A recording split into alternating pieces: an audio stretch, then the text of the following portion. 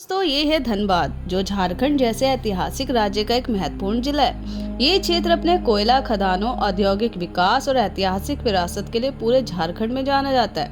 धनबाद का नाम सुनते ही विशाल कोल माइंस और यहाँ के संघर्षशील मजदूरों की कहानियां याद आ जाती हैं। तो चलिए आज हम आपको इस खास जिले की ऐतिहासिक विरासत और यहाँ की अनसुनी सच्चाई से वाकिफ करवाते हैं। तो धनबाद झारखंड के पूर्वी भाग में स्थित एक महत्वपूर्ण जिला है, जो झारखंड के कुल 24 जिलों में अपने औद्योगिक और ऐतिहासिक महत्व के लिए प्रसिद्ध है।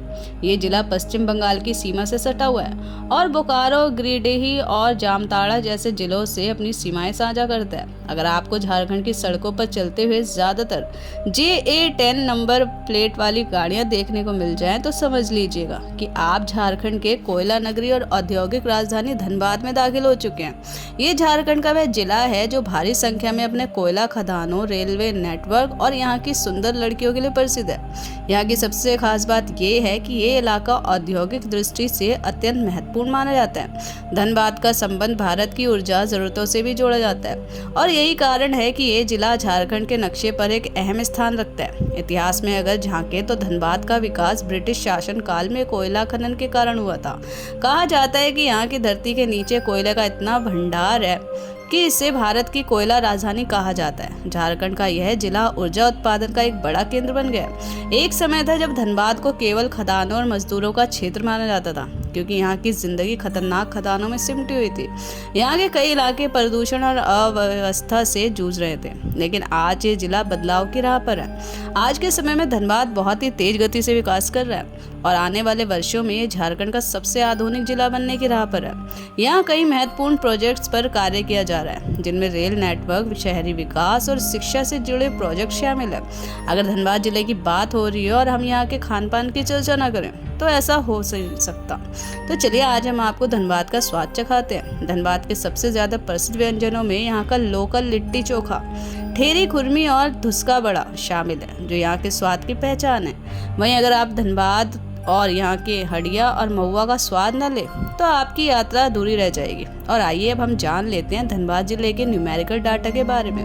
तो साल 2011 की जनगणना के आधार पर यहाँ की कुल आबादी लगभग 26 लाख थी। वहीं धार्मिक रूप से यहाँ की आबादी 80.07% हिंदू, 16% में मुस्लिम, 0.4% में ईसाई और 2.88% में अन्य समुदाय के लोग पाए जाते हैं। ट्रांसपोर्टेशन की बात करें तो धनबाद जिला यातायात के कई साधनों से जुड़ा हुआ है, जिनमें रेल मार्ग और सड़क मार्ग प्रमुख है। यहाँ का प्रमुख रेलवे स्टेशन धनबाद जंक्शन है।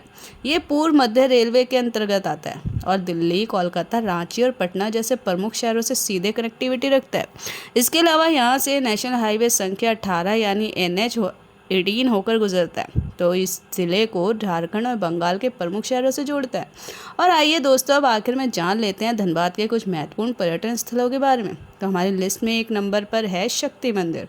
धनबाद शहर के बीचों बीच स्थित यह मंदिर श्रद्धा और आस्था का केंद्र माना जाता है। देवी दुर्गा के रूप में शक्ति की पूजा यहाँ हर दिन की जाती है। नवरात्रि के समय यहाँ भक्तों की भीड़ उमड़ पड़ती है। मंदिर की वास्तुकला जितनी सुंदर है, उतना ही शांत माहौल भी आपको सुकून देता है। नंबर 2 पर है बिरसा मुंडा पार्क। ये एक हरा भरा पार्क है जो खासकर फैमिली और बच्चों के लिए परफेक्ट डेस्टिनेशन है। यहाँ झूले, वॉकिंग ट्रैक और रंग बिरंगे फूलों से सजे गार्डन इसे एक बेहतरीन पिकनिक स्पॉट बनाते हैं। सुबह शाम सैकड़ों लोग यहाँ घूमने आते हैं। नंबर 3 पर है मैथन डैम। धनबाद से करीब 48 किलोमीटर दूर स्थित मैथन डैम सिर्फ एक डैम नहीं, बल्कि एक फुल एंटरटेनमेंट डेस्टिनेशन है। यहाँ आप बोटिंग का मज़ा ले सकते हैं, आसपास के पहाड़ी नज़ारों को कैमरे में कैद कर सकते हैं और वीकेंड पर फैमिली के साथ पिकनिक मना सकते हैं। ये डैम बराकर नदी पर बना हुआ है और इसे बिजली उत्पादन के लिए भी इस्तेमाल किया जाता है। तो दोस्तों, ये था झारखंड का धनबाद जिला। अगर आपको ये जानकारी पसंद आई तो इसे एक लाइक ज़रूर करें। मैं मिलूंगी नेक्स्ट वीडियो में, तब तक के लिए बाय।